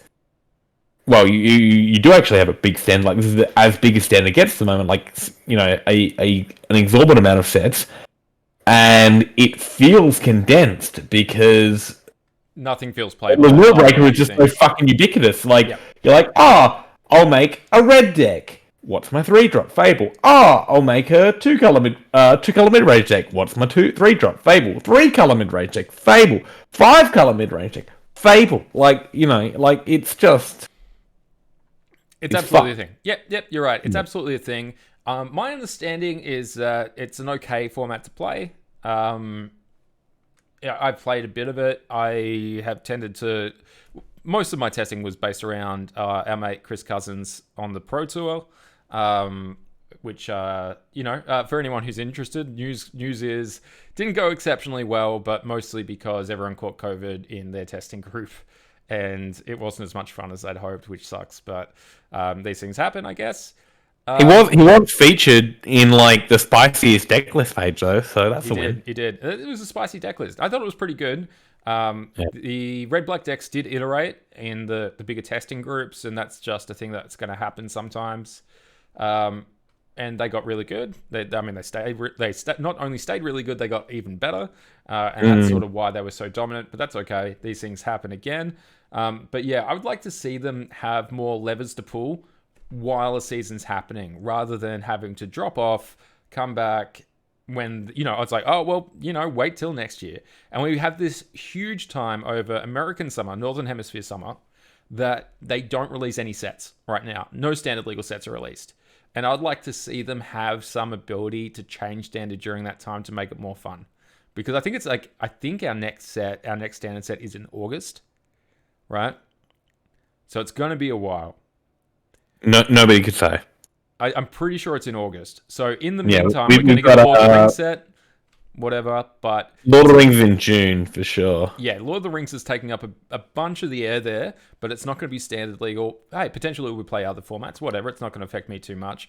But if someone is a standard player, that's the main way they engage with the game. I would love for them to keep it more fresh and do it this way through suspensions and unsuspensions rather than, I don't know, just leaving them to rot.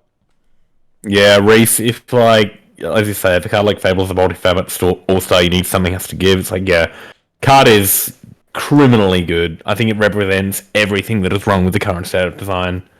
Like, yeah. Yeah, and as everyone knows, I was right about that card from the start. Yeah, look. Wait a minute. No, I wasn't, actually. I thought that card was bad. Okay. Yeah, so I mean that's my thought on it. I think we can't jump to conclusions until they've done the full announcement. They're taking their bad news hit right here, and it is bad news. I think it sucks. If this was the end of the announcements, this would be shitty. But hey, I think an extra year of standard playability of cards that you open in packs is a good thing, and I think it's going to get it. And standard has been much better than Pioneer, I will say. So it's not more fun in terms of like the things that happen during a game, but it is much more deterministic on the better player, which is to say still not that much compared to other formats like Modern or Legacy or anything like that, or Draft. But all that said, I am cautiously optimistic about this, despite the fact this is basically the worst announcement anyone's ever made. Get your shit together, you fucking cowards. give me a fucking reason to goddamn trust your shit again. Oh, we're just gonna do a thing and like it's gonna improve the format. Like, fucking don't give me the fluff, man. This just reeks of fucking scrambling once more. Oh, we're gonna give you some more announcement in the future. Don't fucking give me an announcement of announcement. Be like, all right, like, it's weird. Hey, they're always going to give you an announcement of announcement. Nah, fuck this shit, man. Like, nobody trusts these cunts anymore. Just for fuck's sake. Oh, we get it. Like, either like, okay, if they knew this was going to fucking happen prior to this goddamn Pro Tour, ban fucking Fable before the Pro Tour and don't let it fuck this shit up, right? So it's like, oh, okay, it's a Pro Tour, it's standard, like, it'll be a Fable's, like, fucking 70% of the Pro Tour, like, everyone will laugh and be like, oh, that card was fucking stupid, and we can move on with our lives. No, in the fucking day 3 during the finals, oh, we're gonna extend it by another year, but also right now, we're not gonna ban this card that's just fuck standard for the last X amount of years. Like, dude, it's like, oh, things are coming, things are in the pipeline, we're gonna make it better for you guys, here's a Twitter poll. No, fucking do something, dudes. Anyway, that's my thoughts. Oh, yeah, okay, cool. So what was your opinion again? Yeah, fucking cowards don't block warriors, apparently. Yeah, cowards do not block warriors.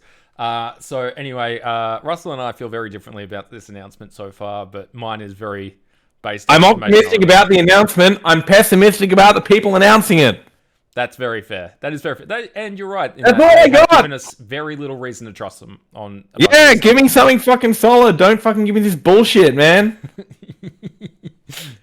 All right. Stop pissing on my jacket and tell me it's raining, shitheads. All right. So we have a couple of options. We can call it here, or we can take some questions from the chat.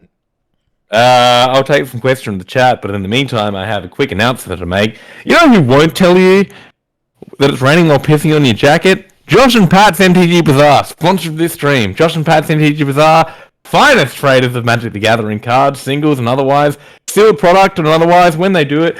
Premium productions upon the weekend. We're looking at reserve lists, we're looking at dual lands, we're looking at all sorts of goodies and bits and bobs.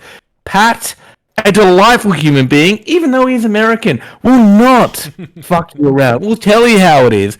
We'll somehow support the worst football team, but pig-headedly defy all logic and reason, but has the purest of hearts. This man will sell you the card you need at the good prices and at the same time have the time of the day. Say hello. Josh and Matt's MTG Bazaar. You're the shithead, but the shithead you want. Okay, well, I'm going to push back on the shithead thing, but at the yeah. So go support Josh and Pat if you're not already. If you need any advice on how to do such a thing, give us a shout, and we'll link you right to the Facebook group where you can involve yourself with the wonderful purveyor of wares, which is Pat Hawkins. Pat's currently in the US at the moment. I think it is something like 5 in the morning, maybe 5:30 in the morning at the moment. Hopefully they get their sleep schedule in order, because I got a message about an hour ago. It's a great place to buy Magic cards. It's the only place I buy Magic cards other than when I need something on the day of a tournament, I guess. So yeah, great dude. Absolutely support him. So does anyone have any questions in the chat? Any questions about the set or how we're feeling about any sort of things? Or I'm going to set a 2-minute timer. 2-minute timer. And if there's no questions, then we're going to call it. And after every question, there will be a 2-minute timer. Sure. I think that's the best way to do it. You're going to on a schedule. Besides that, I think we're all good. Well, in the meantime, let me tell you about the Pro Tour experience via Chris Cousins, who I spoke to yesterday about it, which was nice. Finally got him on the phone. Didn't go that well. 1-2 in draft, then went 1-2 in standard. Apparently made what to him were some grievous errors, but I think to a regular person would be plays they completely missed they could make. Having seen him play decks before in the past, he plays a lot of board state decks and gets everything right, more or less. Thought he went into the event a little underpowered. It's sort of the nature of these sort of large events where there's big testing groups all invited at the same time and you don't get to be part of one of them. But went out on his terms there. As I said earlier, the boys from Australia were very disappointed that they didn't get to do a bunch of the cultural things that they were really interested in having fun with in Milwaukee. No, they were in Minnesota, not Milwaukee, my bad. But those are the breaks in a COVID world, I guess. And, if anyone from that group is in the chat, say good day. And, good on you for giving it a run and making a run at it. I hope you had a good time. Yes, right. aka Reef. Do we think card design like expressive iteration is too pushed? Yes, that card's fucked. No, I don't think so. You don't think so? No, it's great. So here's my thoughts, right, on cards vis-a-vis expressive iteration, treasure cruise, card advantage cards that require you to be in specific archetypes and or colors. You can just do it. Like, you have infinite value on creatures these days, and the sorcery or instance in the other side of things can keep pace with it. It becomes problematic in older formats, but in standard, I'm fine with it. And I think you should only be designing for standard. Okay.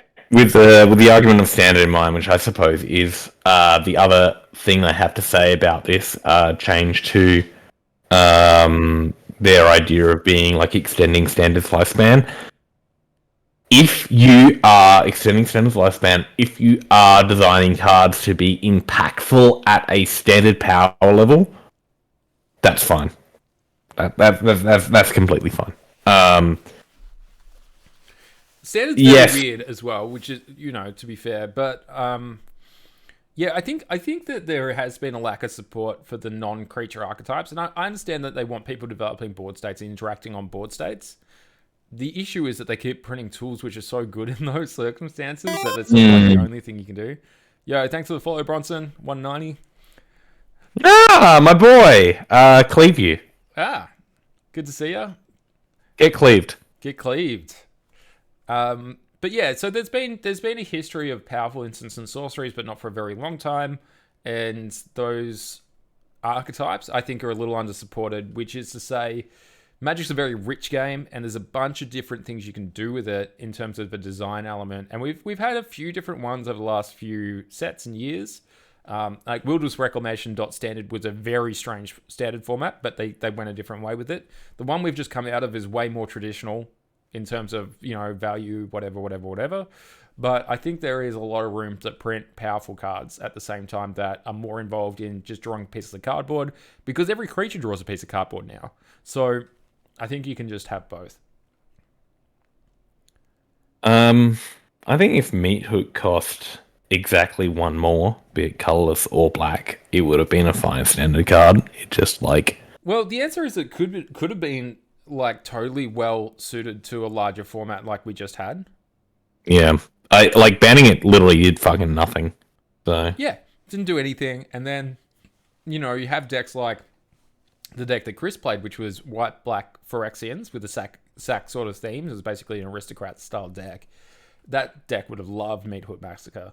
And it's not to say that it wouldn't have remained a problem, but hey, I think in the case of having pushed powerful effects like that, as long as you have some color diversity with it, which was basically the problem with this standard, is that there was no color diversity there, then you're probably fine. So, you can print Meat Hook Massacre as long as you don't have Shieldred Fable, Blood-Tithe Harvester, but they did. So, if Meat Hook, it's probably the wrong way to say it, but like, if let's say some of those effects were like Blood-Tithe Harvester, it's no longer a vampire, it's a red-green card.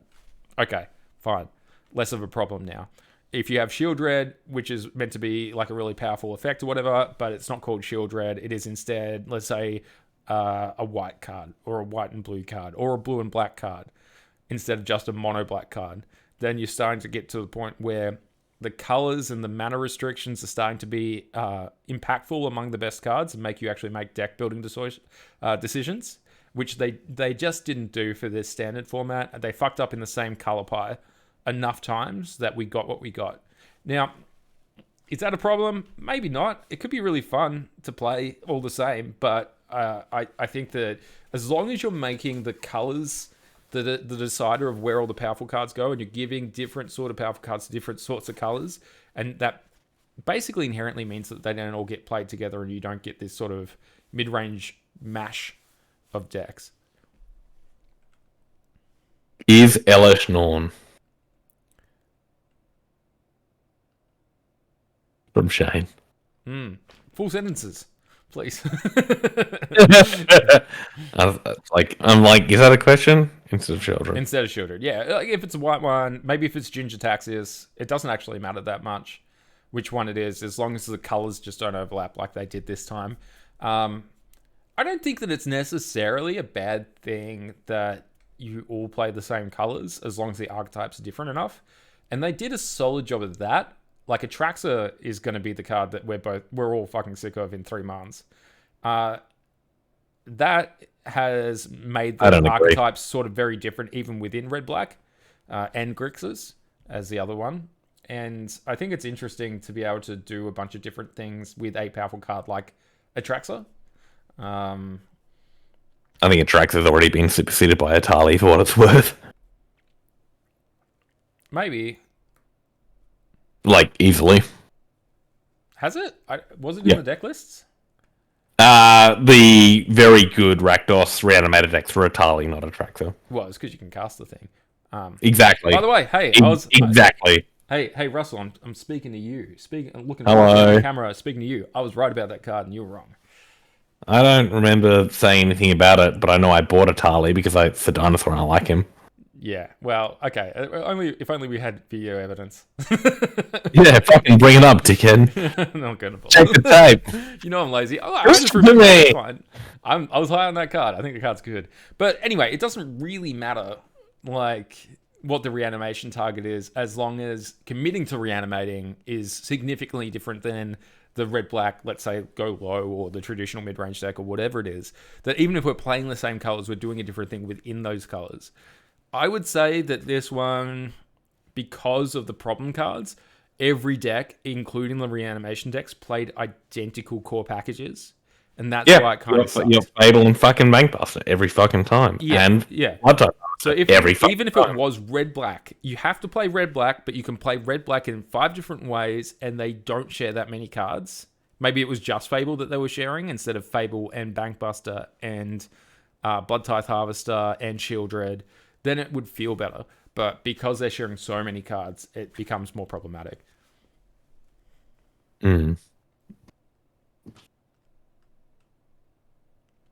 Well, hopefully with a judicious use of a banned/suspended list, we might be able to drag Kicking and Screaming, a decent standard format pack, into the fold. Basically, red-black on Arena or nothing the last month or two. Yeah, everyone's fucking figure this shit, you know? I'm actually going to jump off on that, which is to say that Arena needs just to introduce cards into Explorer that need to be there for metagame reasons. Roast is not legal on Arena. Right? How hard is it to print sorcery, 1 red, deal 5 to a non-flyer? Like, it's not hard to code that card. Just release the fucking thing. Like, if it's all Shieldred decks in Explorer and in Standard at the moment on that client, just release one of the safety valves exist in the larger format that Explorer is derived from. Put it in. It's an uncommon. Just do it. You don't need to make a big, you can spend 20,000 gems or whatever it is on this anthology pack. Just release the fucking card. Make people play your game. They'll be more invested if they feel like they can play your bloody game.